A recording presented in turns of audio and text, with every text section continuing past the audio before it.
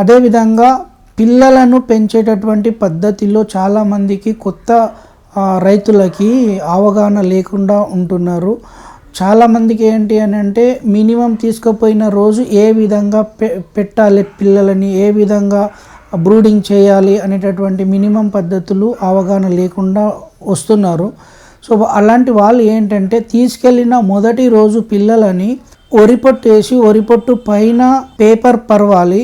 ఆ పేపర్ పైన first 3 hours మొదటి 3 గంటలు బెల్లం నీళ్లు పెట్టాలి.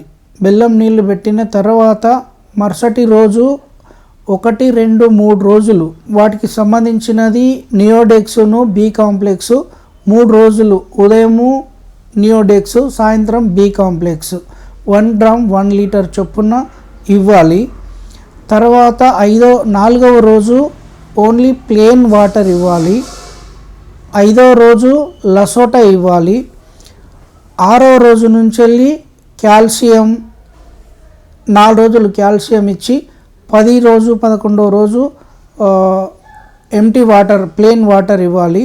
12వ రోజు గంబోరా ఇవ్వాలి. అక్కడి నుంచి వెళ్ళి లివర్ టానిక్ ఇచ్చుకోవాలి. తర్వాత 18వ రోజు గంబోరా లసోటా ఇవ్వాలి డ్రింకర్ డోసు. ఈ విధంగా చేస్తూ మనం 18వ రోజు అయిపోయిన తర్వాత ప్లెయిన్ వాటర్ ఇస్తూ 24వ రోజు కూడా లసోటా వ్యాక్సిన్ ఇచ్చుకోవాలి. 30వ రోజు ఫాక్స్ ఇంజెక్షన్ ఇచ్చుకోవాలి. ఈ విధంగా నెల రోజుల వరకు వ్యాక్సినేషన్ పూర్తిగా కంప్లీట్ చేసుకున్నటువంటి బర్డ్స్కి ఎలాంటి వ్యాధులు రాకుండా హెల్తీగా పెరిగే అవకాశం ఉంటుంది. రైతు కూడా నష్టపోకుండా ఈ వ్యాక్సినేషన్ కరెక్ట్గా చేసుకున్నట్టుగా అయితే మందుల ఖర్చులు తగ్గే అవకాశం ఉంటుంది. పెద్దగా అయిన తర్వాత మనం వ్యాక్సిన్ చేయకుంటే వ్యాధులు వస్తాయి. వ్యాధులు రావడం వల్ల మనం మెడిసిన్ ఖర్చు పెట్టాలి, బర్డ్స్ చనిపోతాయి, హెల్తీగా ఉండవు.